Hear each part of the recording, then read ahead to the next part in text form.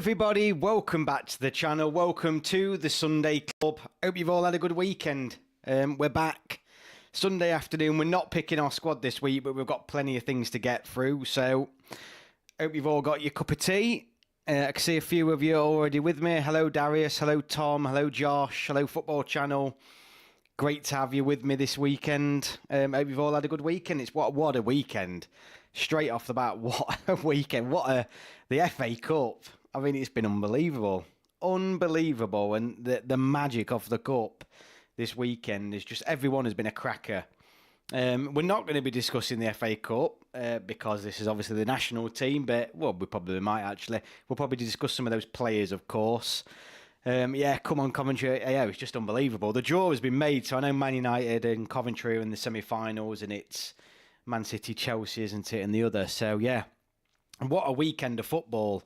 Absolutely brilliant. But let's get on the topics that we will be discussing tonight. So like we always do, here are our main talking points for Sunday evening. So we've got the England squad. We've got it. Obviously, this is the big news this week. The England squad, hopefully you've all watched some of it. Well, I've not dropped a couple of videos this week and a short as well that had mixed reactions. But we're going to look at the England squad. Kane, obviously, as well. I don't know if any of you have heard, but there's a bit of an injury concern and a bit of an injury scare for Harry Kane. And we don't yet know the full details of that, it seems. So we'll discuss Harry Kane's injury as well and where that leaves England for these games against Brazil and Belgium, of course. The FIFA rankings, I just want to touch on those because they were updated this week for the women's. And it makes really interesting reading, particularly in the context of English football as a whole in both the men's and women's game. And I think we just need to take a moment to acknowledge how positive things are. Ben White, and this is the thing that has had me replying to people all week, and some of you will have seen the comments and some of you will have left comments. I wasn't happy with Ben White this week, and I know a lot of you weren't neither. But we've got to discuss Ben White in context of the squad.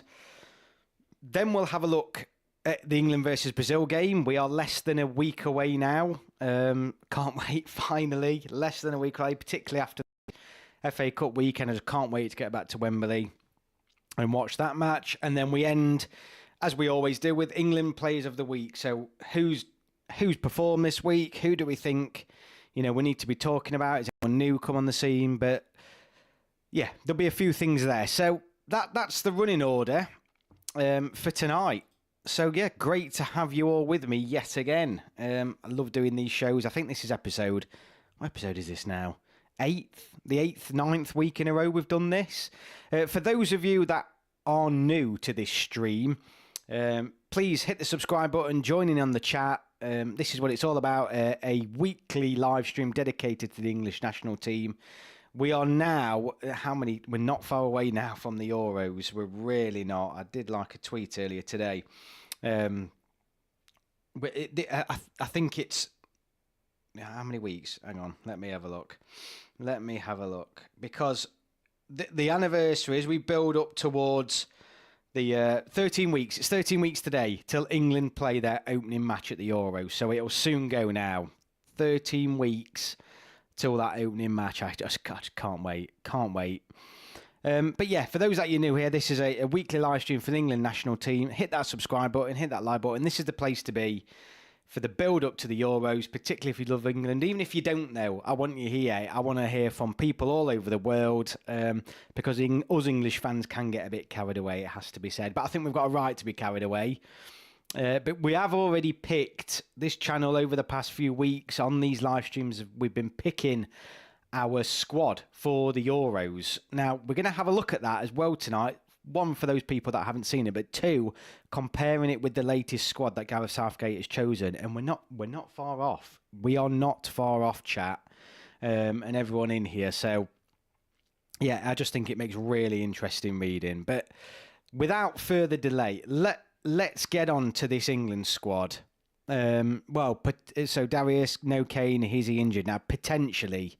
Yes, potentially. I believe, from what I'm understanding, he is arriving in England. He is still joining up with the squad, but they're currently going to be assessing his his injury, really. I think it's an ankle injury. He fell into some nets or something, didn't he? So here's the squad that Gareth Southgate announced this week.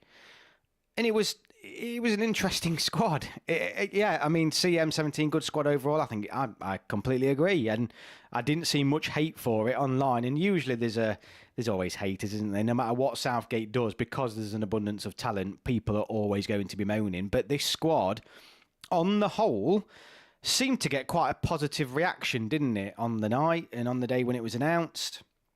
1 second.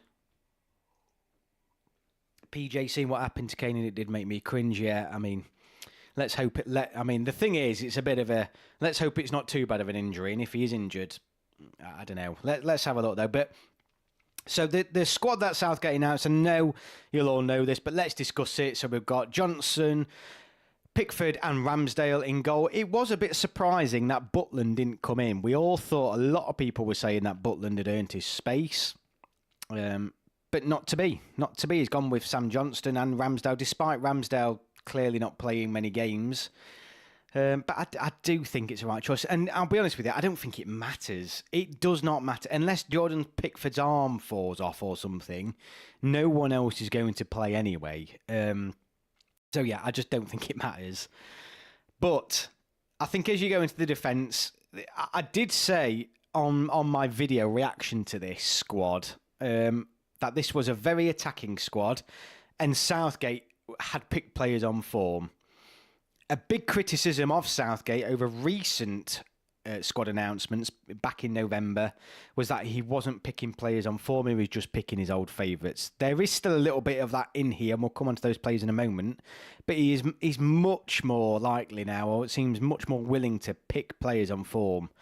Of course, this is the last squad he will be picking before he announces his squad to go to the Euros, so read into that what you will. But yeah, it's a good squad. So we'll come on to the defence, just reading some of the chat. CM17, unpopular opinion, but I wouldn't have Maddison in there, as you have Bellingham, Palmer and Foden, who can play in that position, as well as Gallagher. Yeah, I think, so this is where I don't think the final squad that we take to the Euros will be this attacking, and there's obviously more players in there playing in certain positions than what he'll need to take to the Euros. So some players will come out of this. I don't think Gordon and Palmer, for example, will both go to the Euros. But in defence, we've got Jared Branthwaite, who has undoubtedly earned his call-up to this England squad, and it's nice to see him included. Ben Chilwell, with the left-back situation still being pretty dire. Lewis Dunk comes in. I mean, there are injuries to Mark Gahey, for example. Harry Maguire, I think Harry Maguire only came back today from a 3-game. So there's been some injuries at centre-back for England. Joe Gomez, of course, who many people are saying thoroughly deserves his call-up, and he does. Konsa, rightly so. Harry Maguire, John Stones and Carl Walker. So how many defenders is that? 3, 4, 5, 6... 7, 8. I mean, there's 8 defenders there. I don't think this won't be the defence he takes. I think Trippier will come back into there when he's fit, because of course Kieran Trippier's injured as well. But the centre-back options, it'll be nice to see some other centre-back options. I think Mark Gahey is probably more likely to go to the Euros as well, maybe ahead of Branthwaite or Dunk. But Maguire was good today, yeah. And Maguire's, look, I've said my piece on Maguire. I like him, and yeah, he'll be there. But it's a good defensive selection, and I'm glad he's picked some players on form there. Going into midfield, we've got Bellingham, Gallagher, Henderson, Maddison, and Rice. I know people keep slating him for picking Henderson, and when we picked our squad on this channel, and this is why I'm going to get it up for those that you knew, but we'll go back on it anyway. When we picked Henderson in our squad. And you know why. When you've got so many players that are either injured or not playing or a complete lack of depth in that area, particularly with experience, you realise and if he's not going to pick Phillips was obviously the big omission from this squad. If you're not then going to pick him neither, yet the experience, the depth and experience in midfield in that certain position is light. So I've got no complaints about Henderson being in there. So yeah, that's the. I mean, I'm pretty happy with that. Everyone was asked if, after Madison to come in. I think he's rightly in there. Gallagher's having a relatively good season despite Chelsea's problems. Bellingham is obviously Jude Bellingham, and Declan Rice is having a great season. So there's quality there. Then up front, he's just gone mental. He's just picked everybody, it seems, including 2 strikers. So Jared Bowen, who again deserves his call up. Phil Foden, Sir Anthony Gordon, who deserves his call up. Gordon and Branthwaite, this is their first senior call-ups. Again, a representation of Southgate willing to pick players based on form now. Harry Kane, Cole Palmer, Marcus Rashford, who I was arguing probably shouldn't be in the squad, but I can understand why he is. Bukayo Saka, Ivan Toney, his first squad that he can come back in since his suspension was lifted. He's straight back in, so that says a lot about what Gareth Southgate thinks of him, and Ollie Watkins. So there's a few things. I'll just go to the chat and then we'll get into the detail of that. So JT Smith, hi Gary, cracking show you got now, you know. Well, thank you very much. Great to have you with us. I think Henderson should be in there. Look at the lack of depth. Yeah, Josh, absolutely. Picking Henderson is a good idea when you have got so many young players coming through who have been 0 to 5 caps. Yeah, I'm so glad Branthwaite has been called up. He's class. Yeah, absolutely. But looking at, absolutely, I agree with all those comments. Looking at that front line, though, firstly, Anthony Gordon thoroughly deserves his call-up. But the key thing there that I picked out when I read this was the fact that there's 3 strikers. I mean, Harry Kane is going. There's always going to be at least 2. But will he stick with 3 strikers at the Euros? Will he take 3? Will he take 2? So basically Harry Kane and somebody else. I and we on the channel only took 2 strikers in our squad. 23 men. It's not a lot. Is there room? Is there space for Ivan Toney and Ollie Watkins? And not only that, are we going to get better use out of taking a wider midfielder or more of a central midfield playing role than another striker who, let's be honest, unless, again, a bit like Pickford, unless Harry Kane's foot falls off, he'll be playing every game. So even the second striker isn't likely to get any action. So that's the first thing I want to put out there. The second thing is, as well, is a lot of people have said you've got a lot of players playing in similar positions here. So you've got Gordon, Palmer, Foden, Bowen, Rashford, Saka. There's no Raheem Sterling, obviously, that was brought back in. He looks like his career's pretty much over, and he had a shocker today, really. Jack Grealish, obviously, is injured. He's still got to come back in. So there's going to be some changes. This is obviously not going to be the Euros squad. So I think he's certainly picked a squad where he wants to look on some players who are probably on the fringe. I think he's going to decide between Ivan Toney or Ollie Watkins in this friendly break. I genuinely believe that. I think he'll want to have a look at both. And Harry Kane picking up a knock may force his hand to give Toney a game and Ollie Watkins a game. Who knows? J Funds, I think Rashford has to be there. He's only behind Kane for the Southgate era. World Cup was joint top goal scorer. Simply as he performs for England, United as a whole has been poor. He's still got 8 goals. I think for the real thing, he will take 2 Kane and Watkins and not Toney. Yeah. I think it will be 2 Kane and Watkins, in my opinion, says Josh Phillips. CM17, I think you take 2, but have someone like Rashford or Bowen who can also play there. And that's my point. Yeah, absolutely. You're going to have other players anyway who are going to be playing in those out wide positions who could potentially play through the middle. I don't think he's going to take 3 strikers. So that will be the first difference we see in this squad when he names it for the Euros. Yes, this is a 25-man squad, so 2 players do have to come out of this as well. So it just shows you, there's a lot of players there I've mentioned who are missing, plus he's got to take 2 players out. So we all know, we've been through this on this channel over the past few weeks. It's a very difficult thing he's going to have to do. I think, like I've said on numerous videos, 80% of everybody's squad up and down the country will be the same. It is 10-15% of the entire squad where everybody will have a different selection. So let's say 18, 19 or more they're stuck on. 4, maybe 5, everybody's going to have different opinions on, including Southgate. And I think we're just going to have to live with that. Whoever he goes with, that's who he's choosing. And at the end of the day, he's the best person to do that because he knows what they're like in the changing room. He'll see their attitude. He'll see the way they train. He'll see the way they settle in with the rest of the squad. So I'm not going to moan if one of my players who I like to see in there but is right on the fringe doesn't get in, because Southgate knows better than me, essentially. he will know better than me from a whole dynamics perspective who goes. J Funds, Rashford, Grealish, Foden on the left, and Saka and Palmer on the right as the wingers.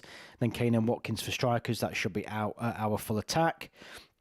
Charlie Robinson, whilst Bowen has been great this season, I don't think he adds anything to the team. I think Bowen for England as well has been disappointing. You can argue he's not had the most amount of chances, but when he has come in, I would argue he could have done better. I think, Tom Briscoe, I think Kane, unless the ankle is nothing more than a minor issue, should probably rest this break, as much as I'd love to see him out there at Wembley. He doesn't like to rest him, though.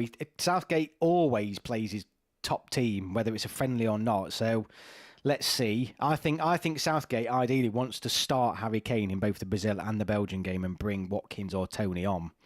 I think there's two extra players here of this are Konza and Tony. Yeah. Let's hope Kane's knock gives Tony and Watkins a chance for these friendlies. Yeah, I think it will. Let Tony and Watkins fire it out versus Brazil and Belgium to deputise. Love the weekly England streams, Gary. Keep it up. No worries, Zach. Great to have you with me. I'm done moaning about the squads like you say. He knows best. I remember everyone wanting Sancho to play more, and now he knows it was a terrible attitude. Well, has he got it right with Sterling as well? I mean, he's been taking Sterling out, and all of a sudden we're starting to see his form dip. He's not playing that great.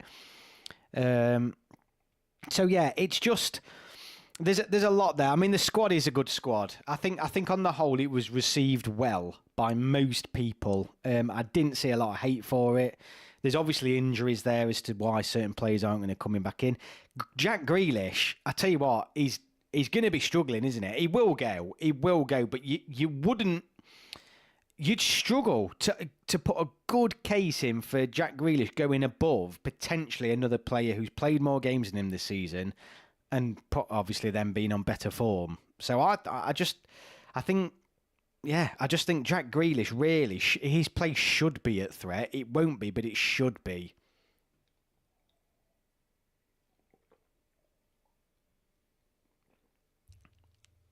Going through this squad, I think that's our three keepers. Those three keepers will be going in the Euro squad. I think Chilwell's a cert if he's fit. Harry Kane... No, sorry. Harry Kane's definitely bang on. The three goalkeepers are going. I'm going to go through this squad now and think who are the definite certs who are staying in. Those three goalkeepers are Chilwell is, if he's fit, Harry Maguire, John Stones and Kyle Walker. I think there are only three of those, maybe four of those defenders. So Chilwell, Maguire, Stones and Kyle Walker. I think Dunk, Konza, Gomez and Branthwaite could all come out for the players in terms of certs to go on the plane. And then you've got Bellingham, Gallagher. I think that midfield is stuck on to go, I think. I think that midfield is the midfield. He'll take maybe somebody else as well. And then the forward line, Phil Foden definitely goes. Harry Kane definitely goes. Rashford goes. Saka goes. I think they're the only certs in this squad. The rest of that squad could change for the Euros. J Funds, Pickford, Pope, Ramsdale, Shaw, Trippier, Maguire, Colwill, Stones, Gahey, Walker, James Rice, Mainu, Gallagher, Bellingham, TAA, Madison, Foden, Rashford, Kane, Saka, Grealish, Watkins, Palmer. Yeah, it's quality. The problem is there's going to be injuries. There are going to be injuries, and that's why Luke Shaw didn't make our squad, because I just don't think he's going to be fit. I want to see Palmer play both games. He's got so much to offer. He's got that. Yeah, I mean, I'd like to see Palmer have a run out. I really would. I think, for me, he's one of the players I'm most excited about at the minute. I think him and Gordon are both fantastic, but I think he's another level above Gordon at the moment. And I just think, look how good he is with Chelsea. Put him in a team like England with everyone else around him. Yeah, I think he'll be marvellous. I want to see Palmer play both games. He's got so much to offer. He's got that Bellingham-like confidence. So another one, that's Robert Stevens coming in there. Zach Green, I thought Mainu was superb today and I would have called him to the senior squad. Interesting you say that. So I was trying to think, I was racking my brains when I saw this squad. I'm thinking, right, who's missed out here? Who's been unlucky to miss out? I think I didn't include Jack Butland because you forget goalkeepers, don't you? I bet. I put a tweet out saying which of these players is the most unlucky to miss out of Southgate's latest squad. Dominic Solanke, who I just think no one seemed to mention him when he wasn't included, which was bizarre considering the season he's having. Kobe Mainoo was the other.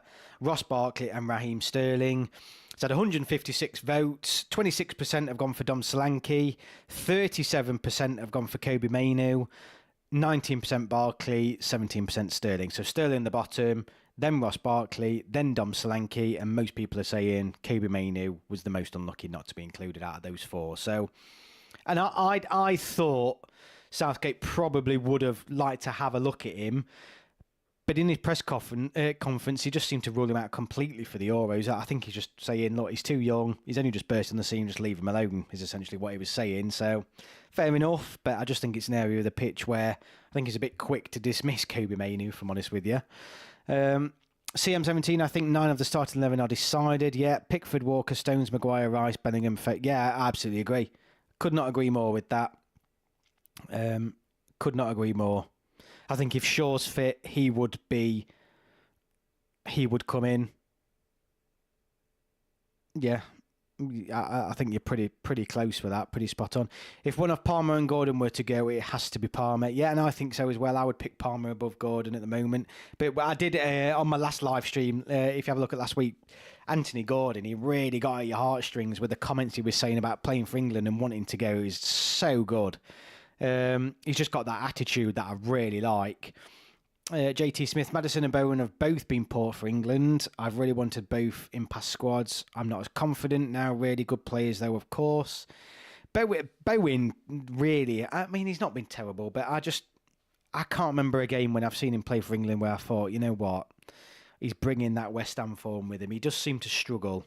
Maddison, I would argue, probably hasn't had as much of an opportunity as Bowen. Neither, you could argue, have had a huge opportunity, but Bowen, I seem to think, has played a few more games than Maddison has. England really have a gem with Mainoo, who will be part of this midfield for the years to come. Yeah, absolutely. I think the first 11 is quite obvious. What Southgate will pick by the left back and who plays next to Rice. Who do you reckon? Because surely it'll be left back Gomez. I'll be honest with you, and I tweeted this earlier, I would ideally love John Stones to play next to Declan Rice in midfield. I think just watch John Stones in midfield for Man City. He's just unbelievable. He's unreal. He's so good with the ball. It's just another centre-back. We need a bloody centre-back to come in next to Maguire. Is it Branthwaite? Is it Dunk? Southgate won't do this, but Southgate will not play John Stones in midfield, but this is what I would do. I would honestly have Rice and Stones in midfield and then another centre-back with Harry Maguire. I really would. JT Smith, I do love Grealish, but just doesn't get enough goals or assists. If space in squad, I'd still take him. If it's too tight, Grealish doesn't go, sorry. Well, it is very tight, and that's the problem. Jay Funshaw is scheduled to be back in May. Let's hope he gets 3 to 4 games for club, then the warm-up England games. Yeah, he's going to be touch and go, and I think that's why we didn't include him. When we did our squad, I think we more or less were saying, look, let's not include him and see what we get. I think with Joe Gomez there now, you know, he could play there. I was commenting today actually in the group chat. Wan-Bissaka is just. And I don't think he's a world beater, but he gets criminally underrated. No one even mentions him for England. He played left back today, and he's just solid. He's a solid left back. He might not offer a lot going forward, but he's completely solid, and it just amazes me he never gets mentioned much by many people. But so Stones, Rice, Bellingham would be unbelievable from Tom Briscoe. It would. So. We've just got to, I don't know, if we can get another centre-back in, I would love. Stones, Rice and Bellingham is the midfield for me. That is what I would absolutely play. So CM17, if we had a brilliant and more experienced defence, I would put Stones in midfield, but we haven't yet, and that is the problem. I think centre-backs have to be Stones, Maguire, Gahey, Branthwaite and Colwill. Same Stones in midfield is amazing, but unfortunately it's just the worry of Maguire and another mid-table centre-back against a team like France. Just need another world-class centre-back. Branthwaite's had an unbelievable season. I mean, there's Kwanzaa at Liverpool who's playing really well as well. There are good centre-backs out there. I just think we need to be brave. Honestly, England need to be brave now and chuck another centre-back in there because there are some good English centre-backs having good seasons at the minute. They just need to be given the opportunity. I hear you, Gary, but I just don't think we have the luxury of playing Stones in midfield. No, and I don't think Southgate thinks that neither, and that's the problem. Jay Funge, yes, Wan-Bissaka is defensively underrated. He does a job for United. Shame with injuries. The fans love him. Charlie Robinson, Maguire has been great for England because of his partnership with Stones, so I think Southgate should keep that and have Trent next to Rice. I mean, Trent, yeah, is another one, but I would argue, is Trent really... Is he a holding midfielder? I know he's a defender, but he just seems... He likes to get forward, doesn't he? Aaron Wan-Bissaka is so underrated. I just think it's easy now. He just never gets mentioned, and I'm not saying I'm just throwing him in there. And honestly don't think I would. I don't know if I'd include him in the squad myself, but he just seems to just no one ever talks about him. But I just think, well, hang on a minute, he never seems to do anything wrong. I would love Gallagher or Anderson next to Rice, maybe Trent. I mean, Gallagher's had a good season. I would say he probably doesn't get the plaudits he should get. I think he's been playing well. 100% Stones and Maguire at the 2019 World Cup were newbies. Why not Branthwaite, Kwanzaa, or Cole? Yeah, and that's my point, Tom. End of the day, we've got to give someone else a go. We've got to, because we're so short. And those players, Kwanzaa, Branthwaite, Colwill, even Dunk to a point. You know, these are players who I think I would be more than happy, and I'm sure they'll do a far better job than what we actually think they would do. I hope Branthwaite gets minutes to give Southgate more confidence in him. I think this is Southgate's chance now to let's have a look at that back four, because there's injuries there now. Let's have a look. Who can play at left back? Who else can partner at centre back? I think these games in particular are going to tell him more about the defence than what they will attack. Gallagher has such a great engine on him. I rate Gallagher. Yeah, no, absolutely. So I just think, there's options there in the centre back position and midfield. That forward line, looking at this squad, I think will change, and I think we're all in agreement there that when he names a squad, and it goes back to, again, I think we've all said it, there's 80%, 90% that we're all going to pick, and it is just those last few places up for grabs. And it'd be interesting to see what team he plays. It really will to see what team he plays against Brazil and Belgium. Gallagher deserves to be in. He's such a hard worker, just a character that England needs. Yep. Colwill hasn't been good as some people think now. I would say Branthwaite has, though, and Kwanzaa, from what I've seen of him. I think they've both been really good. I think they definitely deserve their... well, Kwanzaa's not in this squad, but Branthwaite certainly deserves his call-up. Everton's defence is just ridiculous considering how they've been struggling this season. They've got a great defensive record. It's bizarre. Really bizarre. It won't matter how well Southgate experiments in the friendlies, even if we beat Brazil 8-0, he'll just go back to his usual lineup for the actual Euros. I don't know, you know. When you look back on what Southgate's done and who he's picked and who he's brought through, I don't think it's fair to say Southgate doesn't give players opportunities. He will throw them in. He will. You've got to have some form of structured team that you call upon. You can't just have a New England 11 every time you go out. But I just, when you do look back, I do think it's a little bit unfair, the stick that Southgate gets, because he has experimented in the past. And he's brought a lot of these players through. A lot of these players are actually playing for England before their clubs. So yeah, it's one of them, really. But so that's the squad. I wanted to discuss that. Let me load up very quickly, actually, the squad that we picked. So for those that didn't see the other week, so we went for Pickford, Ramsdale and Butland. This is our Euro squad. It will change. We'll probably do this again in probably 10 weeks' time when we're only a couple of weeks away. Pickford, Ramsdale, Butland, Stones, Walker, Maguire, Trippier, Chilwell, Gahey, Duncan, Gomez. So it's pretty close to the defenders he's picked this time. Midfield, Bellingham, Rice, Trent, Maddison, Gallagher and Henderson. Again, very close to the current squad he's chose. And then the forwards are Kane, Foden, Saka, Grealish, Watkins and Palmer.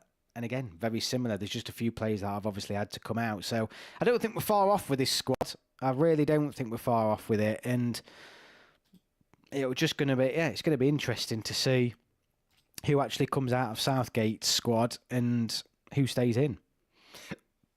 Branthwaite and Pickford have good understanding of each other. Yeah, well, that's the other thing. They play for club football together as well. I'm pleased Tomori isn't him, massively overrated. I mean, look, I've been one of those who've consistently said I don't think Tomori is the player everyone thinks he is. I'm not saying he's crap, but I don't think he's... The way some people have spoken is that he's England's saviour at centre-back, and let's be real, most English people probably haven't seen him play more than 3 90-minute games. I mean, I don't know how many of you guys watch Italian football. I've seen a few obviously when he plays in Champions League, but I just think Tomori, he's played well when he's played for England as well, but I think there's better centre-backs. I think there's better English centre-backs than Tomori. I like Colwill, clearly got to be in a very good player. Agree that Branthwaite has been better, yeah. Absolutely. But the big elephant in the room was this chap here, Ben White. Now, I don't know. I mean, who saw the short that I put out? I mean, who saw? I sort of mentioned him in my reaction video to the squad, and I did a separate short video. And I'm flabbergasted. I'm absolutely flabbergasted at the way Ben White has behaved. And I know some people in here, and I know a lot of people on the chat and stuff like that have been in the past on comments, sorry, haven't agreed with what I've said. And I get that.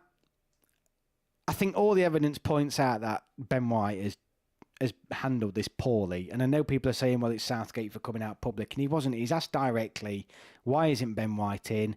He hasn't said what's gone off. He's simply stated Ben White has said he doesn't want to join up. There is nothing wrong with Gareth Southgate announcing that to the press. Nothing at all.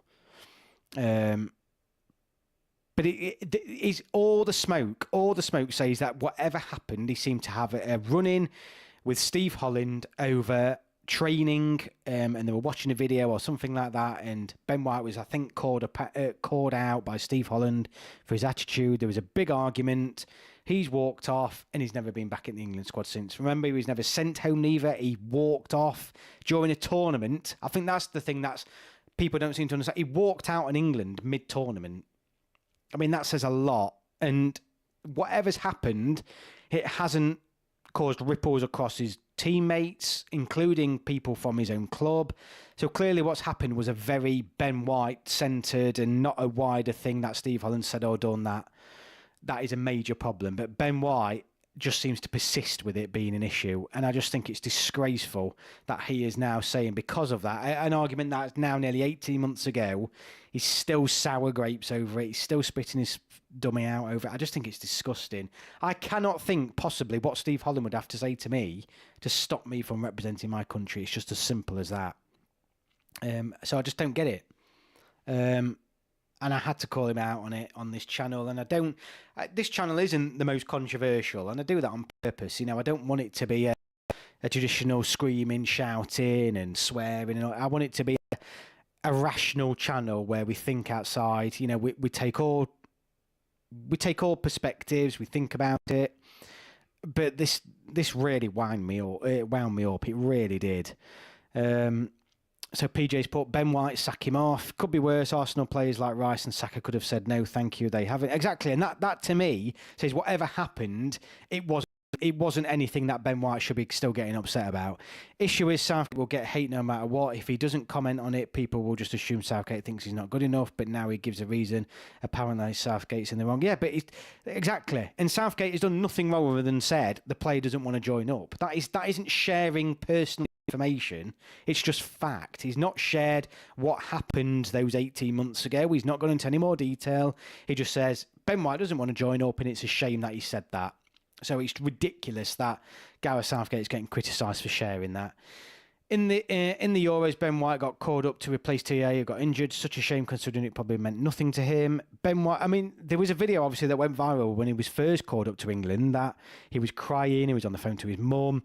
Interestingly as well, I don't know if you saw, Sky Sports Retro on YouTube trolled this a little bit, because as soon as the news came out that Ben White had rejected joining up for England, they reposted that video on their YouTube page, which I thought was very funny and quite naughty, actually.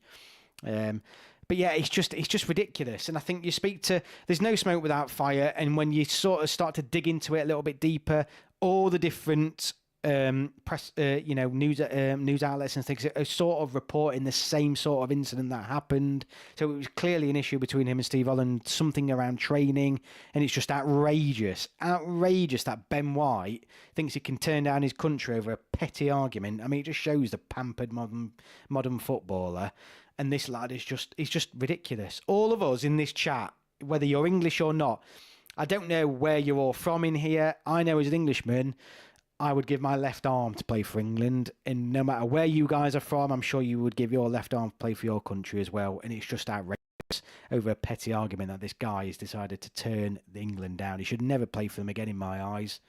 But that won't happen. It'll obviously all change later on, but I just think it's a joke, and he needs calling out on it.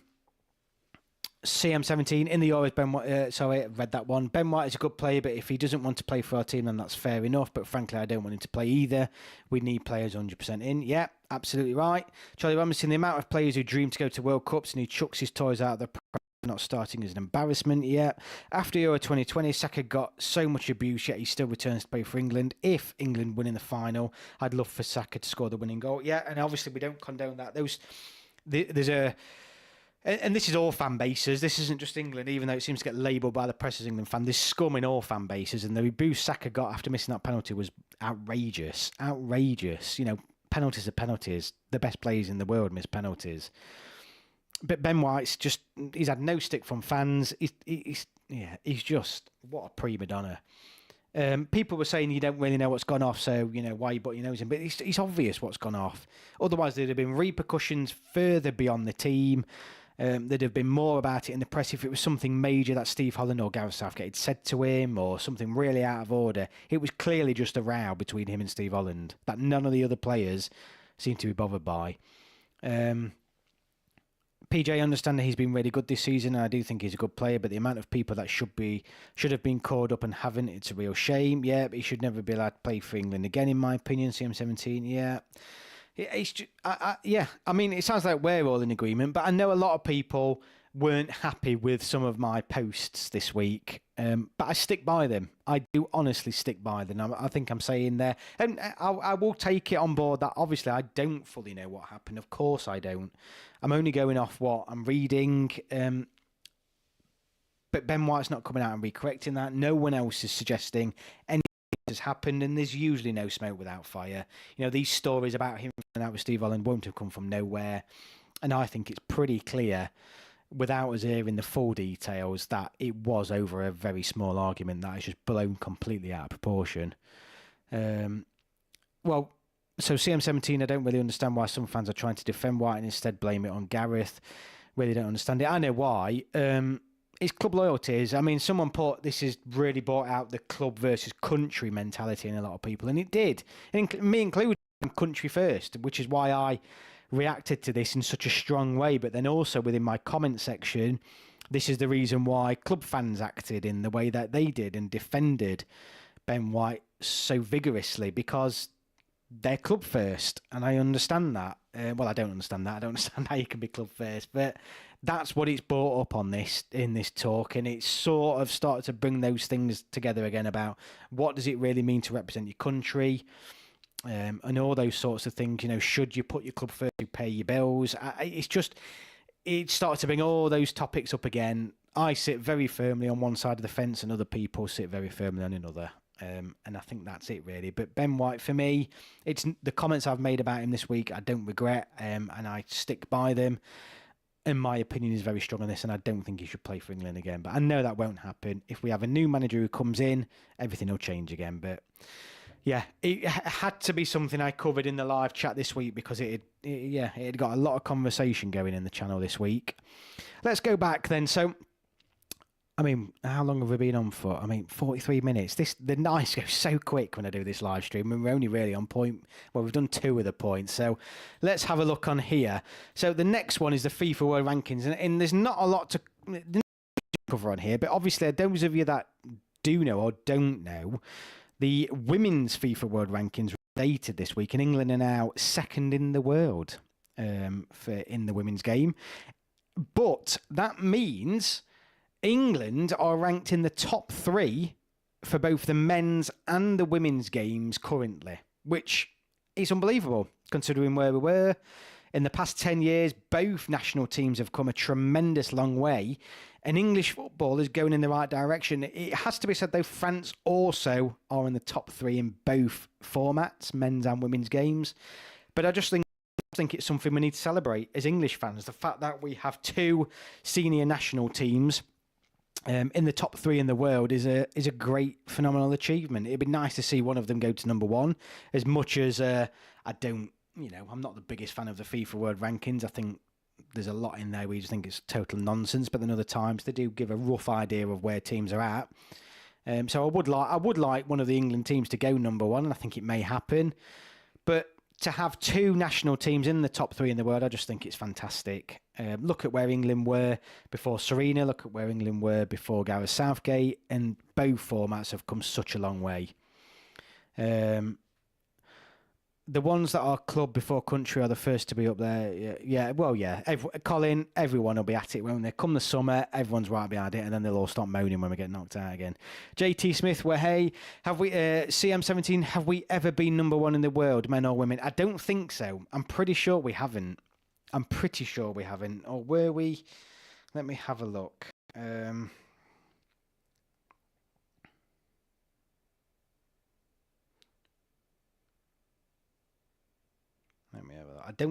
really don't think we have. No, we haven't. We've never been ranked number one in the world. Which is a shame, but well, we're closer than ever in both formats. But yeah, it's just great to see. And I wanted to raise it because I think it might have passed a few people by this week. Don't ask me why they update the men's formats separately, but yeah. So I mean, I did put it on my community page actually. So if you want to see the full top 10 rankings, they both are on my community page. But at the minute, in the men's game, this is Argentina are top, France are second, England third, Belgium fourth, and Brazil fifth. So it's amazing that we're playing the fourth and fifth in these up and coming friendlies. So it's a real test. Netherlands sixth, Portugal seventh, Spain eighth, Italy ninth, and Croatia 10th.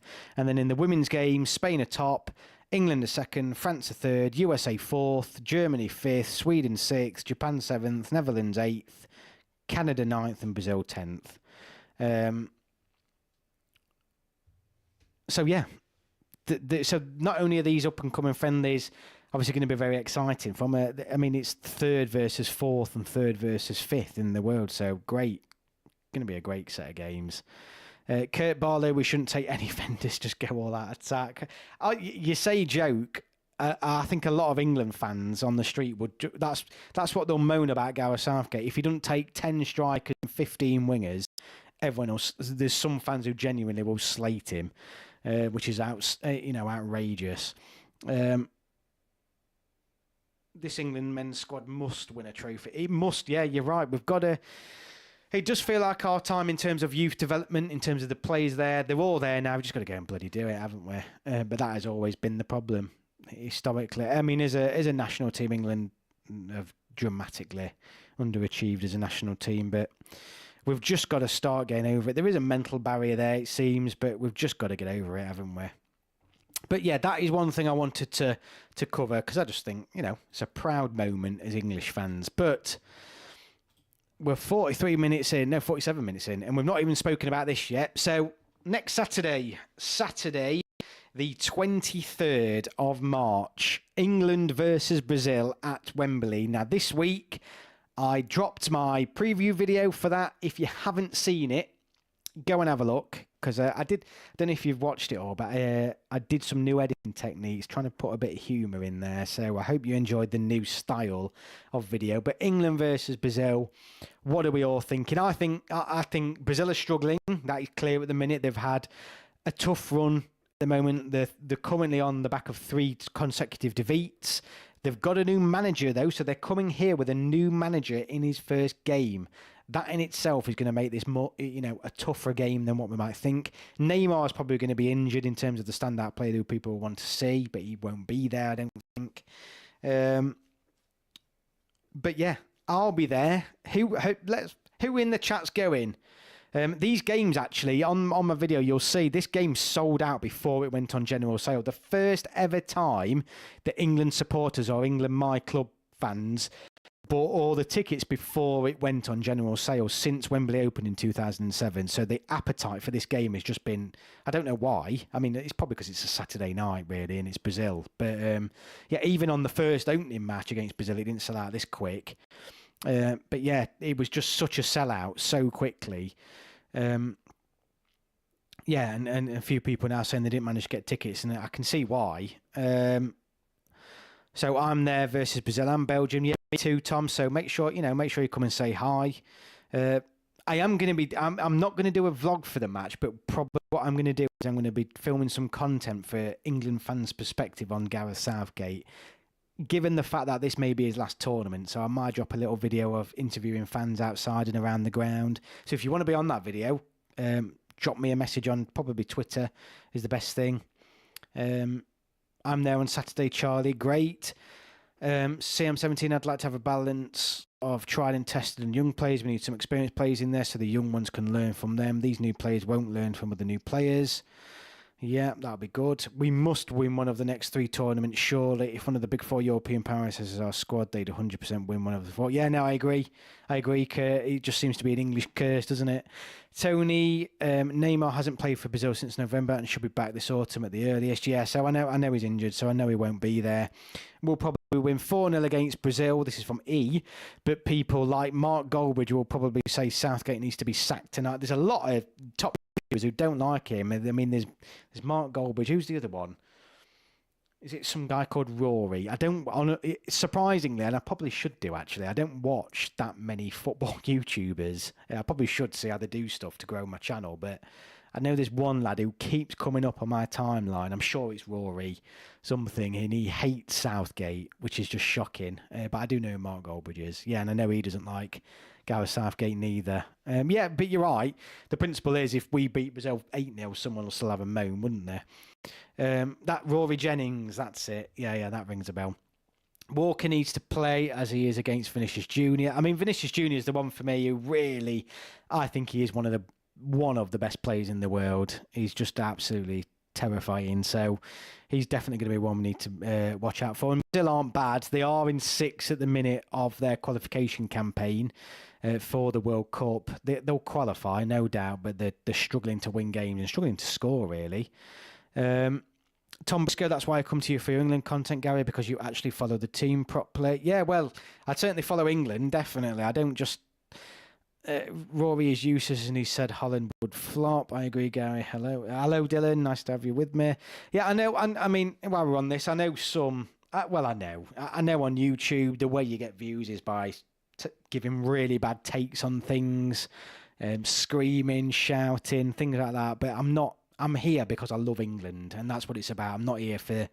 I mean, the views and the subscribers are nice because it grows the community, but I'm not here.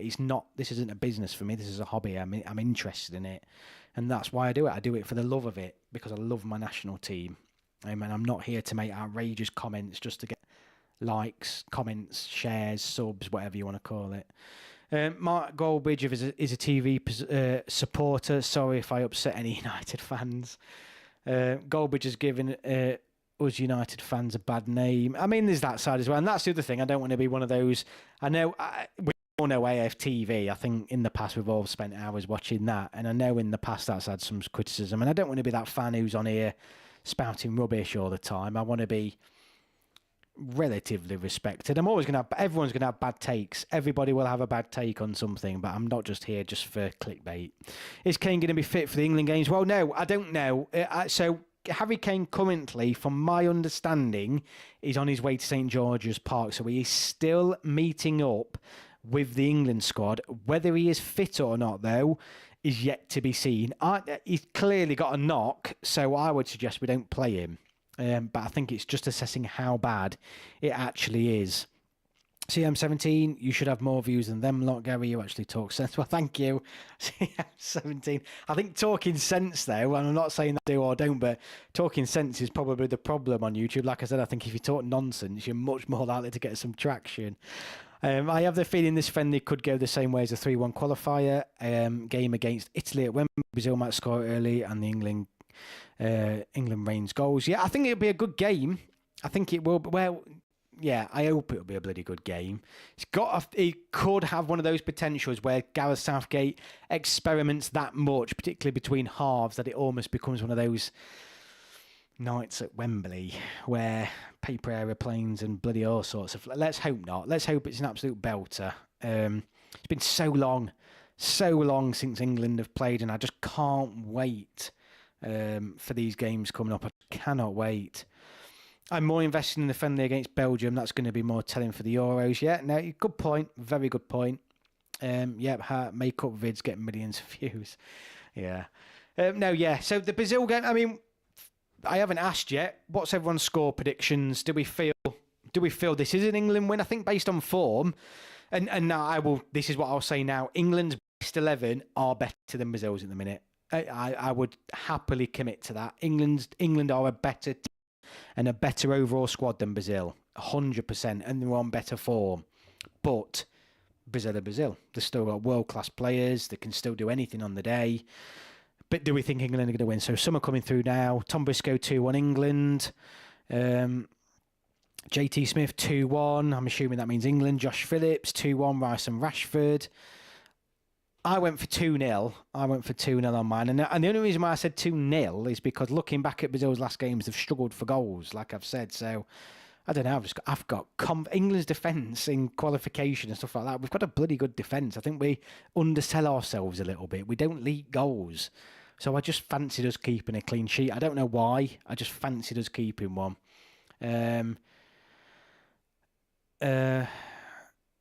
KDB didn't get caught up, did he not? I've not seen the Belgium squads. Thank you, Dylan. 2-1 Bellingham and Saxophone. Sorry to break the 2-1 chain, but 3-0. What, 3-0 England? I'll take that. I mean, 2-0, it sounds like a more common sense approach. I mean, the fact, you know, with the attacking talent that Brazil's got, you would expect them to probably score. So, excuse me. So, yeah, I think 2-1 is probably we'd take it.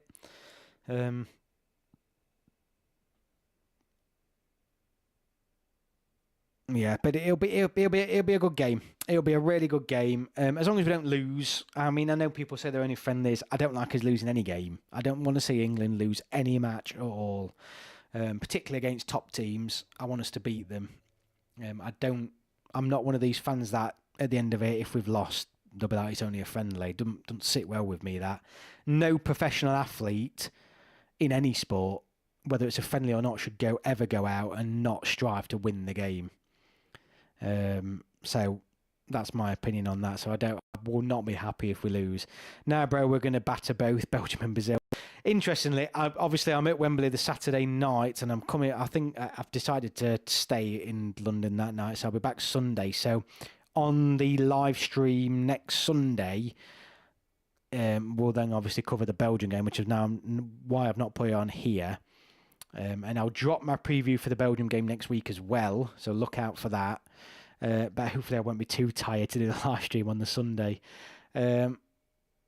Example, France will play Germany and Chile this month. Okay.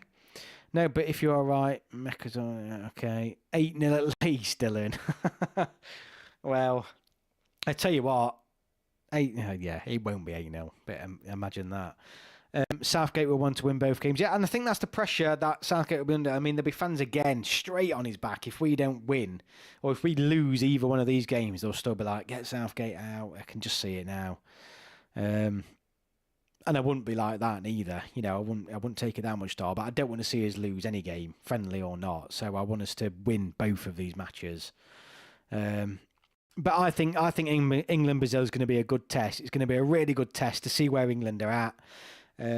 It sounds like a few of you are going to be there. So like I said, if you're there, let me know, because I'm going to do a little video, and I want to get some of you on it. So come and find me, and we'll get you on the channel if you like.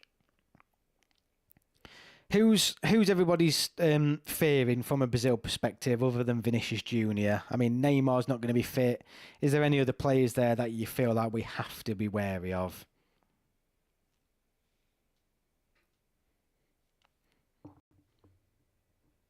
Can't believe we're coming up to an hour. If England beat Brazil, the narrative will be it wasn't the best Brazil team, blah, blah. Yeah, you know, 100% you know it.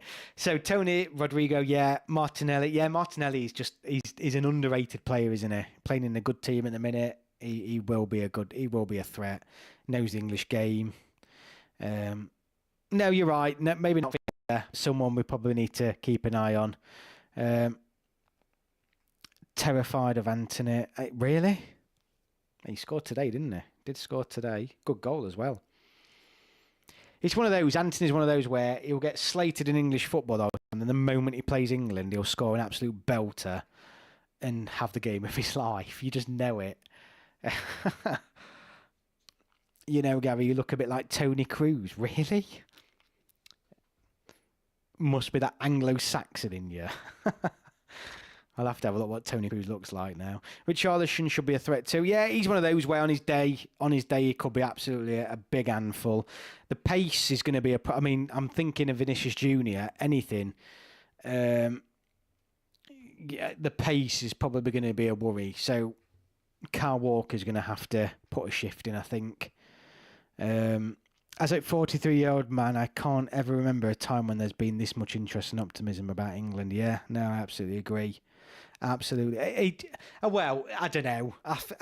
Every tournament we've ever gone into since I was younger, everyone's been saying we're going to batter it, but it does feel different, and that's what it's hard to get across to other. All fans from across the world think, oh, England fans are always overhyping the team, but it genuinely does feel different this time. It really does, and it isn't based on overhyping players. We have got a truly top quality team this time, and we're not just relying. Gone are the days where we're relying on just one player like a Rooney or a Gerrard, or this player has to be fit for us to win. It's just the strength in depth we've got. It does feel different, even from the golden generation when the expectation was high. I just think there was never an example that people could look back on with the golden generation in anything to say that they could do it. But we're under Southgate, we've already reached finals, semi-finals, we've played really good football, we've dominated group stages in tournaments. So this is almost a team as well where we know they can do it. And that adds that extra bit to me where it does feel completely different. CM17, a while back I wasn't the greatest fan of international football, whereas now I'm watching Old England highlights every night. What did I watch the other night? I think it was the Colombia shootout and the England-Scotland game. And I tell you what, go back and watch some of these. And watch England games in the last Euros and the World Cup in the group stage. I watched England-Senegal game as well. It proper gets you pumped. It is so good. It is so good. England versus Iran, I watched that game back as well from the World Cup. It's just brilliant stuff. Just watch them and it'll really get you pumped. It is all built up to this tournament. Unfortunately, France still better, but it feels like Joachim Low, similar to Southgate. He was a caretaker, got close, and won it on his fourth tournament. Yeah, it does feel a bit like that. Tom Briscoe, I think realistically our players really are as good as we think they are, when in the past that wasn't always necessarily the case. You're not wrong, Tom. History proves that you're not wrong there. They weren't as good as what we thought they were. It's simple as that. Kurt Barlow, I don't know. There was a lot of interest, but I've never really truly believed we were good enough. Now I do. Dylan Colshaw, did everyone see Kwanzaa and Mainu today? They were both class. Yeah, and we were talking about those earlier, Dylan, so I don't like you've been in the chat when we're looking at the squad and neither of them are there. Particularly Kwanzaa, and you just think, he's playing well. Get him in the squad. Feels like this is the one. I always cry at the Colombia shootout. It's just unbelievable. I've never ever felt that good after an England game when we beat Colombia in that penalty shootout. That was the turning point, wasn't it? That is when you just felt this is different. It's the first time in my life this felt really different. Did you watch the shootout with the Titan? No, I haven't. I'll have to have a look at that later. It is emotional though. It does get you. It does get you. Which team's better, Argentina or England? Honestly, I don't know, but I would not fear Argentina. If England played Argentina, I would fancy us. I really would. I don't think there'd be much in it. I really don't think there'd be much in it. I think England actually played far better football than Argentina did at the World Cup as well, but such is tournament football. You don't have to be the best team to win a tournament. That is... Argentina were not the best team at the World Cup. And that might be one of my bad takes, but just they weren't. But you don't have to be the best team at a World Cup. You're talking 5-6 games. You need a bit of luck. You just don't have... It's not a league over a suspended period. It's just one-off games. You just don't have to be the best team. You don't.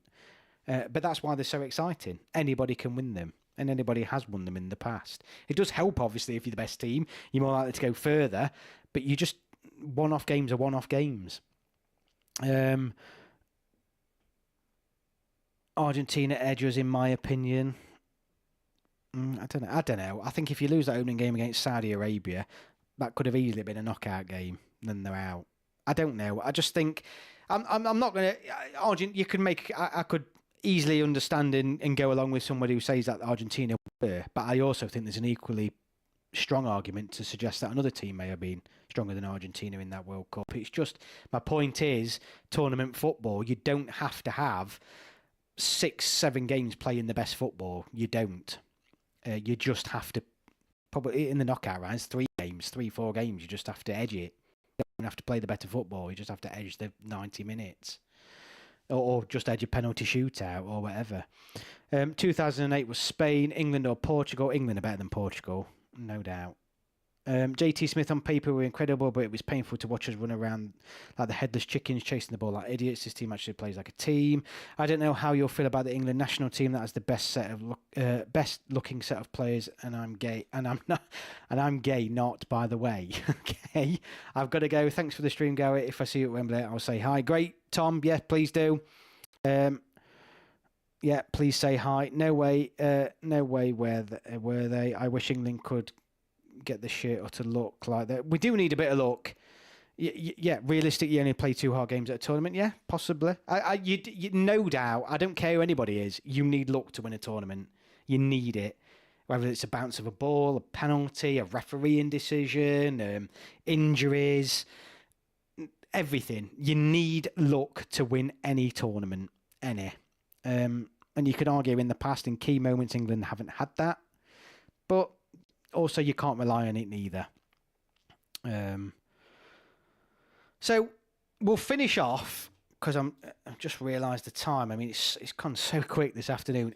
Players of the week. I think Cole Palmer needs a shout out. Harry Kane is scoring, as he's doing again. Who else? Who else has impressed us this week? Mainu, Kwanzaa have done really well.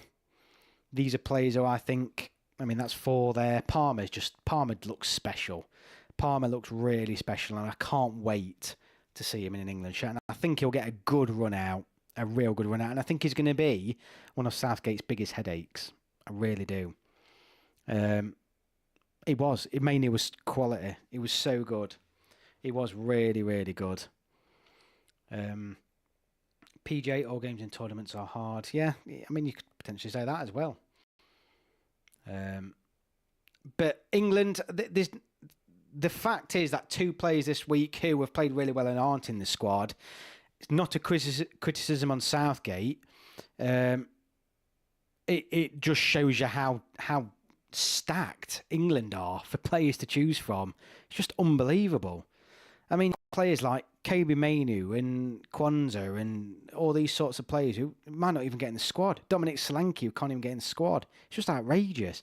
Spain always let everyone down for decades, but then in 2008 they got it right. England could draw inspiration from that. Spain were poor since... Yeah, no, you're right. Historically, Spain have always struggled, and all of a sudden they got it right. But then they still have a very distinctive way of playing that seems to still be quite effective now, even since 2008, keeping the ball and stuff. So they'll be a tough team to knock out. Definitely one of those that you've got to be wary of.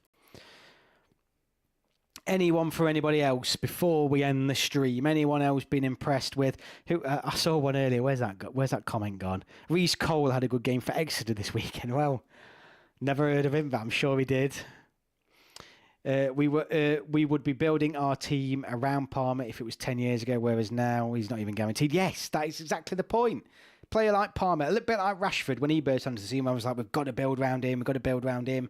Now there's 15 Rashfords, and we can't even get him in the squad. You're absolutely right, and it's that perspective we all need to have. The England national team has come such a long way. Absolutely right there, CM17. I could not agree with you more. Could not agree with you. I mean, it is madness. He might not even get on the plane. It's just crazy the amount of options Gareth Southgate has. Spain were nearly always fancied at tournaments for decades, similar to England. Then in 2008, Spain finally did it. Yeah, I mean, the problem is if we're always in the mixer, if we keep at a competitive rate, if we keep bringing these players through, if we keep this amount of squad depth, if we keep getting to semi-finals and finals, we will. Right, one day it will happen. The problem is the gap between all the tournaments is so bloody long. 10 years is only a handful of tournaments, 2 or 3 tournaments. That's the problem. But if we keep getting there, surely one has to go our way. Josh Phillips, Reece Cole for England. Tweet it, see what you get. Right, everybody, thank you all so much for watching. I just think, I believe tonight, I mean, it's hard. I thought tonight I would struggle for to last as for the conversation to go on as long, because over the past few weeks we've been picking our squad, and that's taken up most of our time. But we're an hour and 10 minutes in, and yeah, it's gone so quick yet again. So thank you all so much for watching. Please have a look at the videos I've posted this week, the Brazil preview episode and my reaction to the squad. Next week, probably Tuesday night or Wednesday night, I will also drop a preview episode for the Belgium game, and then probably nothing else until the Brazil game, or after the Brazil game. I'll live stream on the Sunday, and then I'll possibly do something after the Belgium game as well. I'll do a reaction video after both matches. So yeah, plenty of content coming in. If you're at Wembley, Twitter, emailing me or contact me directly on Twitter, sending me a PM or a DM or something. That's the best way. So it'd be great to maybe have some of you on the channel. I'm going to be going around asking England fans their perspective on Gareth Southgate's time in charge. But thank you all so much. Eighth episode in a week. I can't believe it. 8 weeks this has been going for. So Josh Phillips, cheers Gary, really enjoyed these lives. Thank you. Yeah, great to have the same people with us as well. It's brilliant doing these. Thank you, Gary. I'm currently in the business end of school, and it's hard work, but these live streams have helped so much. Yeah, no, me too, mate.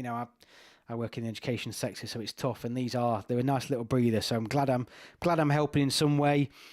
Yes, please do drop a like on the video. Please share well. If you're new here and you've not hit that subscribe button, please hit it. It helps me out so much, and it's free, and yeah, it just helps me out. It keeps it going. You'll see at the top, and my aim is to get to 2,000 subs. I think we've gained about 20 or 30 subs over this past week. So it's going in the right direction. So please hit the subscribe button. Thank you all so much for watching. I hope you all have a fantastic week. And obviously, I won't see any of you all now until I drop the Belgium preview episode. But I won't see you all live until after the Brazil game. So we'll dig into that one on the next live. So don't miss that one, because it'll be a really good one. Thank you all so much for watching, and I will see you all on my next video.